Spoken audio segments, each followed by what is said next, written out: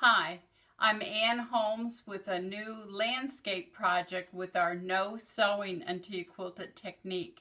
I thought I'd give you a few tips for working on a big project like this. So I've been working on this now for a few days. I have interruptions because I have other projects. I've started so many projects this year.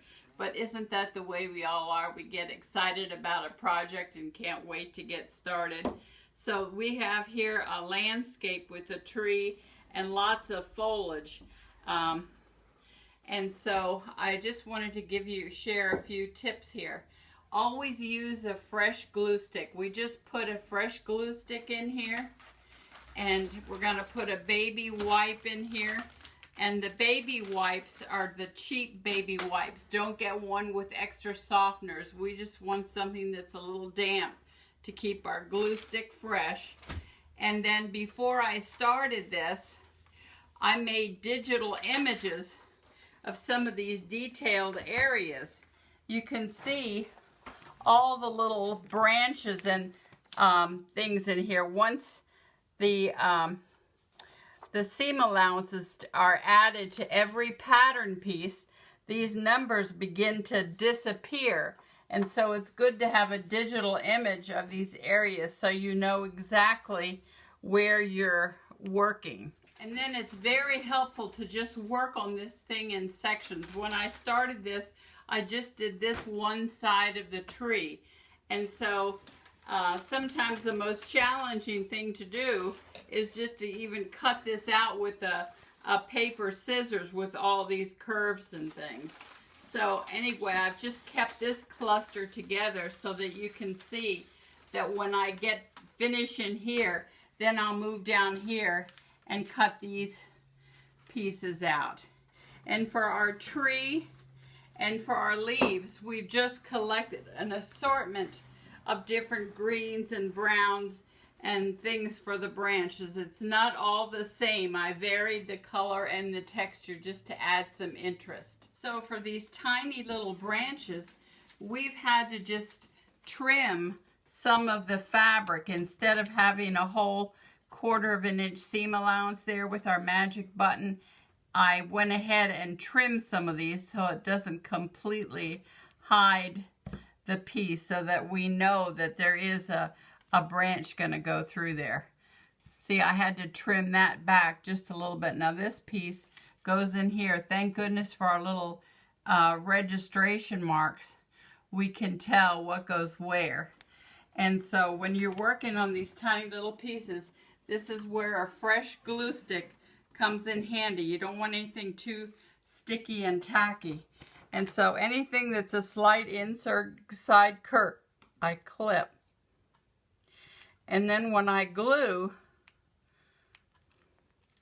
I often glue one side at a time. Turn that back and let it dry. Sometimes if you get too much glue on these things, they're too slippery. But you want to be able to, if you have to, when the glue is fresh and slick, not gummy, you can manipulate this a little bit. But anyway, we finger press. We're going to let that rest a minute. And now this little piece, this goes down here, B. Sometimes I run out of numbers and I just give them A's and B's, and that was a C there. So also, well anyway, I'm going to clip the inside of this one too. It just saves your fingers from getting so sticky if the pieces are, you know, wet. So if you just let them dry a little bit and then turn back the other side, it helps keep your hands cleaner, and it keeps your little piece from sliding around so much.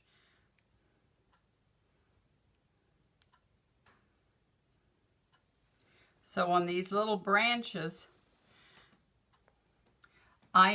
you look at it. See, I don't need to turn under this end or that end because another branch is going to be on top there that will seal these off. But then I'll glue the second side.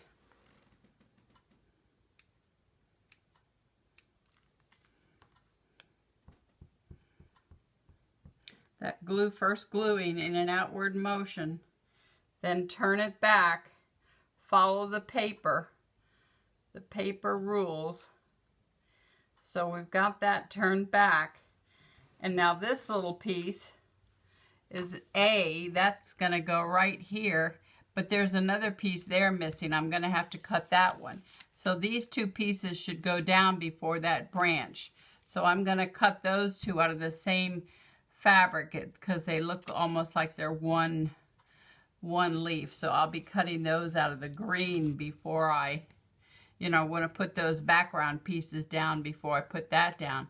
But I just wanted to show you I'm not doing those ends, because a little piece will be here, a little piece will be there, and something will be on top of that. So you only turn what is touching, but you can see I have to put that one down first right there. So I'll just keep that off to the side. You try to stay organized and put your pieces close to where you're going to be using them. So now I'll do the second side on this one too. But I still need to get those pieces down before I can put this one down. So you just study each piece and let it tell you what has to be done. I just wanted to show you how to handle these tiny little pieces. This is where you can use the Magic 2.0 rotary cutter to go around these little tiny pieces. But anyway, so those are there ready to put down after I have 149 and 150 done. Here's Rachel cutting out with our Magic 2.0 magic button to just give us, it's a little easier to go around such tiny little pieces. And we need to put these pieces down before we put those little branches. So that's why I say you just have to take your time and study your project and see what is required. You can see that the only place we have to turn this is right there. So we're going to do one step at a time. We're going to clip the inside curves, and then we'll use glue stick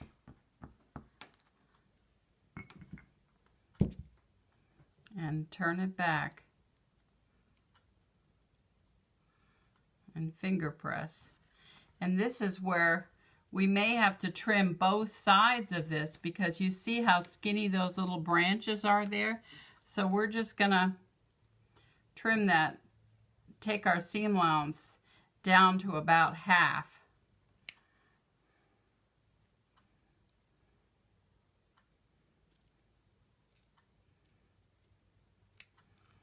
And so now we can place this one. We put glue stick on the back side of that seam allowance, and we just place that right there, and then we're going to seal it down.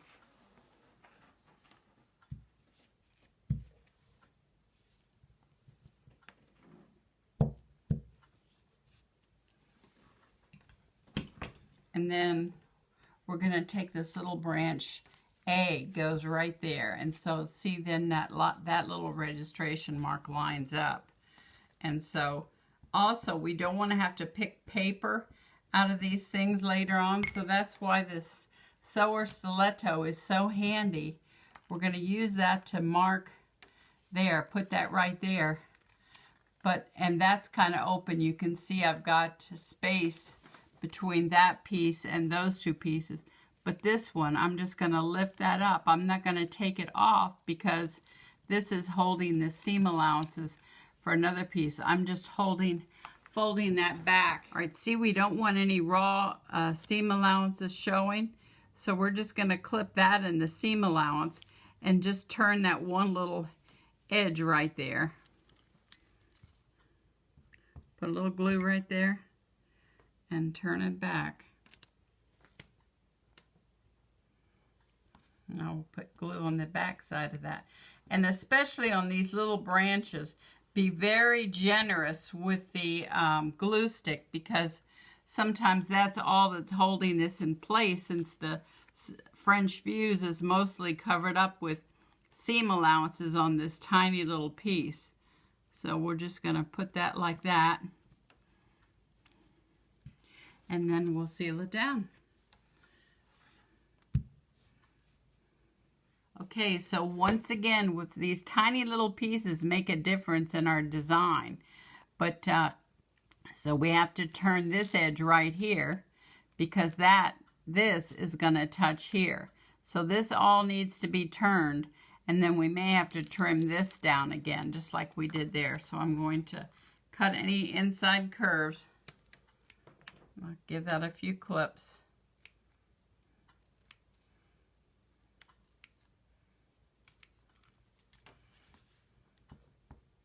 These little pieces can be a challenge, but they make such a big difference in your design. So just pay attention to your work and see what needs to be done. All right, so this piece goes in here, but see how that covers up that skinny little branch? That's why before I seal that down, I'm going to trim that. I'm going to trim it very close, so that when I put the branch on top, the branch will hide all of this. It's just that these are such tiny, tiny little pieces. So now we'll fit that in there. Let's see. See, I can fold that back down to know the correct position. I had just pulled that out of the way so I wouldn't be gluing paper under there. I can just pick that up. You just have to lift it so it's on top, not on bottom. And then seal that down.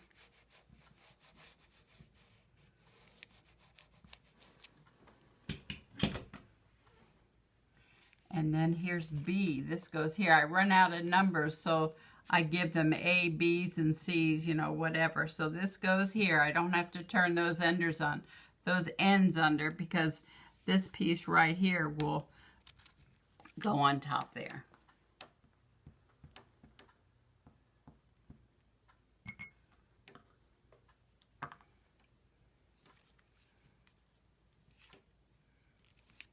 All right, we're almost finished with this most tedious part with these little branches, and we're ready to move down.